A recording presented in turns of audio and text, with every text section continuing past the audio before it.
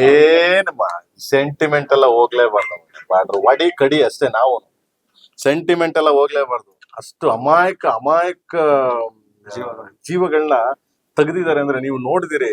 ಅವನು ಯಾವನೋ ಹೋಗಿ ಹೇಳ್ತಾನೆ, ಹೋಗ್ ಮೋದಿಗೆ ಹೇಳು ಅಂತಾನೆ ಅಂತಂದ್ರೆ ಅವ್ರನ್ನೆಲ್ಲ ಕತ್ತರಿಸಿ ನಾಲ್ಕು ಪೀಸ್ ಪೀಸ್ ಪೀಸ್ ಮಾಡಿ ಎಸಿಬೇಕು ಅವ್ರನ್ನೆಲ್ಲ. ಅದು ಅಷ್ಟು ಕ್ರೂರತನ ಅದು.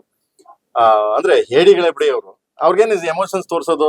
ಆಮೇಲೆ ಯಾರು ಹೇಳ್ತಾರಲ್ಲ ಯುದ್ಧ ಬೇಡ, ಯುದ್ಧ ಬೇಡ. ಸ್ವಾಮಿ ಮಾಡ್ಲೇಬೇಕು, ನಾವು ಬದುಕ್ಬೇಕು ಅಂದ್ರೆ ಯುದ್ಧ ಮಾಡ್ಲೇಬೇಕು, ಏನು ಮಾಡಕ್ಕಾಗಲ್ಲ.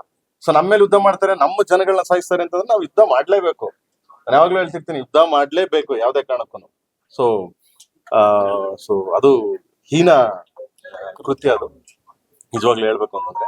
ಬಟ್ ಅದನ್ನ ಇದಾರೆ ಮೋದಿ, ಗ್ರೇಟ್ ಓನ್ಲಿ ಮೋದಿ ಸಾಹೇಬ್ರು ಇದಾರೆ. 100% ಹ್ಯಾಂಡಲ್ ಮಾಡೇ ಮಾಡ್ತಾರೆ. ಹೊಡೆದೇ ಹೊಡಿತಾರೆ ನಮ್ಮ ಮಿಲಿಟರಿ. ನಮ್ಮವ್ರು ಏನು ಸಾಮಾನ್ಯ ಏನಲ್ಲ.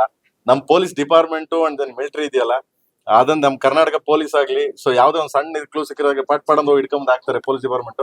ಅದೇ ತರ ನಮ್ಮ ಭಾರತ ದೇಶ ಮಿಲಿಟರಿ ಇದೆಯಲ್ಲ, ಸೊ ಯಾವ್ದೇ ಕಾರಣಕ್ಕೂ ಬಿಡಲ್ಲ, ಹೊಡೆದೇ ಹೊಡಿತಾರೆ. ಹೊಡಿಲಿ ಅಂತ ನಾನೇ ಕಾಯ್ತಾರೆ.